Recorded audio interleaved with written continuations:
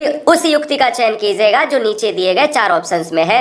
कहता है मैं भाषा पर ध्यान केंद्रित रखती हूँ, यानी कोई महिला की बात है, कोई शिक्षिका की बात है। मैं इस बात का पूरा ध्यान रखती हूँ कि यह सही हो। अगर ये क्वेश्चन आपके एग्जाम में आया है तो आंसर हो जाएगा स्वनिरीक्षण, यानी ऑप्शन नंबर 4 हो जाएगा। 92 नंबर हिंदी में पेडागोजिकल कॉन्सेप्ट कहता है कि कक्षा 2 के विद्यार्थी एक कविता गा रहे हैं, यह मेरी नाक है, यह मेरे कान है। कुछ ऐसा कोई क्वेश्चन मिलता हुआ आया है तो अगर आपने क्या मारा है, 92 का आपने मारा है 4 मारा है, तो ये बात भी आपका समग्र भौतिक प्रतिक्रिया के साथ चला जाता है। 93 में अगर क्वेश्चन देखा जाए दोस्तों तो यहाँ पर आपका बहुत अच्छा प्रश्न पूछा गया था।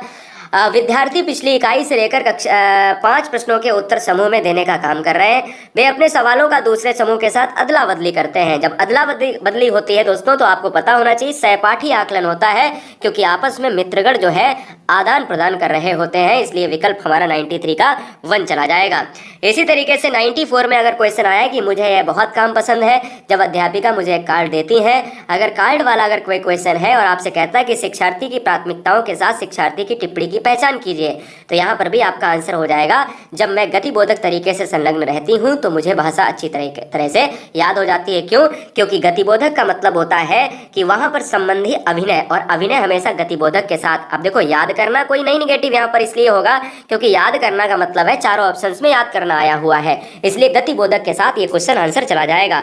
95 की बात करेंगे तो इधर मिलेगा आपको 95 में आपका अभिकथन ए है और तर्क आर दिया गया है। अगर आपने देखा है कि विद्यालय में प्रवेश करने वाले सभी बच्चे अपनी आयु अनुसार भाषा में सक्षम प्रयोग होते हैं, भाषिक और सांस्कृतिक विविधता के कारण वे अपनी योग्यताओं का प्रदर्शन नहीं कर पाते हैं, तो आपको हम बता दें 95 का जो आंसर अगर आपने मारा है 4 आंसर हो जाएगा। ए सही है परंतु आर गलत है क्योंकि यहाँ पर लगाए निगेटिव ऑप्शन, बिल्कुल गलत है। ठीक है ना। चलिए 96 देखिएगा। कक्षा वी का यानी कक्षा वी का मतलब है कक्षा 4 या 5 की बात कर रहा है, तो कक्षा 5 का जो है मंजीत यानी कक्षा 4 से भी प्रश्न आए हुए हैं इस वीडियो में और कक्षा 5 से भी आए हैं, कक्षा 3 से भी आए हैं। अगर आपको ईवीएस और सीडीपी की बात करें तो इस तरीके के प्रश्न बहुत आए हैं, किसी का नाम लेकर कह दिया कि कक्षा 3 में, कक्षा 4 में, कक्षा 5 में। तो मंजीत से अगर कोई प्रश्न है दोस्तों तो आपको पता होना चाहिए, ये थोड़ा सा बच्चों के लिए परेशानी का सबब बना। यानी इस क्वेश्चन का जो आंसर हो जाएगा 96 का वो हो जाएगा 4 नंबर, यानी ऑप्शन नंबर जाएगा 4 के साथ, उपयोगितावादी के साथ। ठीक है ना। 97 की बात करेंगे। एक माँ ने इस बात की ओर ध्यान दिया कि उसकी बच्ची कभी कभी ऐसे शब्द बोल जाती है जो ना तो उसने कभी किसी वयस्क से सुने हैं और ना ही अपने भाई बहनों से सुने हैं। इस बात को लेकर वह भ्रमित है कि आखिर ऐसे कैसे हो गया। तो ये हो जाता है दोस्तों व्यवहारवाद, क्योंकि व्यवहारवाद का मतलब होता है कि व्यवहार में आई हुई चीजों का प्रयोग कर रहा है कोई। चलिए 98 की बात करें दोस्तों। हाँ, यहाँ ध्यान दीजिएगा, जो भी बहनें जो भी भाई हमें सुन रहे हैं वो 5 मिनट की इस वीडियो में ध्यान दो। 5 मिनट की सीडीपी की वीडियो अपलोड हो गई है, उसकी आंसर की चेक कर लो जाके चैनल में जाके फटाफट, या नीचे कमेंट बॉक्स में हमने पिन कर दिया है लिंक, है ना। गणित में कितने आंसर, 5-5 मिनट की आंसर, सबसे यूट्यूब पर कोई नहीं है ऐसी वीडियो दे रहा, मैं दे रहा हूँ आपको, जिससे आपको कतई टाइम ना वेस्ट हो। ठीक है, क्योंकि आप वैसे ही परेशान हो जाते हैं कभी कभी। कौशलों की बात करें तो कौशलों के उस समूह को क्या कहेंगे जो बच्चे औपचारिक पठन निर्देश शुरू करने से पहले विकसित कर लेते हैं। तो 98 का जो आंसर जाएगा वो ए के साथ चला जाएगा, उद्गामी साक्षरता के साथ। ये कठिन क्वेश्चन था। 99 की बात करें, हाँ संस्कृत भी दिया है, ईवीएस दिया है, हिंदी दिया है, सीडीपी दिया है, साथ ही साथ इंग्लिश की बात करें, सारी चीजें आपके स्क्रीन पर है, सारी चीजें हमने अपलोड कर दी। जाइए देखिए जाके फटाफट। ये एक दादी नानी अपने घर में छोटे बच्चों को पुस्तकों, पहले ये पूरा जो है 30 क्वेश्चन कर लीजिएगा। यहाँ पर आंसर किसके साथ जा रहा है, संभाषिक पठन के साथ चला जा रहा है, दादी नानी वाला, है ना। चलिए 99 का हो जाएगा। 100 क्वेश्चन आपके स्क्रीन पर आ चुका है, ये वाला। पठन सिखाने का वह उपागम जिसमें मूल तत्वों जैसे वर्णों और स्वनिम, तो स्वनिम वाला अगर क्वेश्चन आया है तो आपने क्या मारा है, समग्र भाषा उपागम मारा है क्या। 100 नंबर में अगर आपने समग्र भाषा न मार के संरचनात्मक मारा है तो आपका सही आंसर है। 101 नंबर में आपका कथन से आया है, अभिकथन कहता है ध्वन्यात्मक वर्तनी के साथ सही वर्तनी लिखना और सीखने की योग्यता मंद पड़ जाती है। ये तो स्टेटमेंट भैया गलत है। और कहता है कि जब बच्चे पारंपरिक वर्तनी के स्थान पर अपनी आविष्कृत वर्तनी का उपयोग करते हैं, अगर कोई ऐसा क्वेश्चन आया है तो आपको बता दें 101 नंबर का क्वेश्चन का आंसर हो जाएगा ए के साथ। ए गलत है परंतु आर सही है। 100 नंबर का 1 और 101 नंबर का 1 हो जाएगा। यहाँ पर आइए 102 नंबर।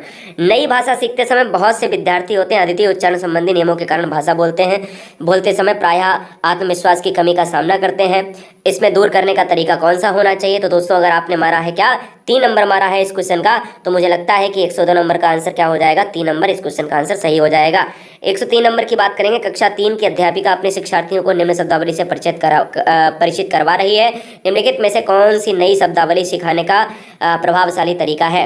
103 नंबर का जो आंसर हो जाएगा दोस्तों वो किसके साथ, 4 नंबर हो जाएगा। अध्यापिका स्थिति विशेष के अनुसार उस शब्द का अर्थ समझाने की कोशिश करें, क्योंकि यहाँ ठोस परिभाषा गलत है और अब विलोम शब्द की कोई बात नहीं करी गई है और याद करना एक निगेटिव सेंस है।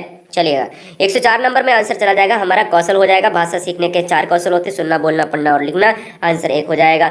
ये बहुत आसान प्रश्न आया था, लेकिन ऐसे ये बड़ा प्रश्न है तो इसका आंसर जान लीजिएगा। कोई अगर इस तरीके का प्रश्न आया हिंदी में तो आपका आंसर हो जाएगा ए के साथ 5, बी के साथ 1 और सी के साथ 2 और डी के साथ 4 और ई के साथ 3 हो जाएगा। ठीक है ना। फिर एक आपका देखिएगा यहाँ पर होता है आपका 1 से 6 से 114 तक आपका मिलता है गद्य पद्य। यहाँ पर आंसर अगर आपका 106 जो है कहता है कि कौन सा धन्यवाद कहने का कारण नहीं है, तो आंसर हो जाएगा दया। क्यों? क्योंकि यहाँ पर देखिएगा स्वार्थ, संस्कृति और स्वभाव की बात की गई है। आप यहाँ देखेंगे तो आपको देखिए स्वार्थ, संस्कृति और व्यवहार यानी स्वभाव की बात की गई है, लेकिन दया की बात नहीं की गई है। कहता है दोस्तों यहाँ पर कहता है कि हर बुराई अज्ञान के अंधकार में फैलती है।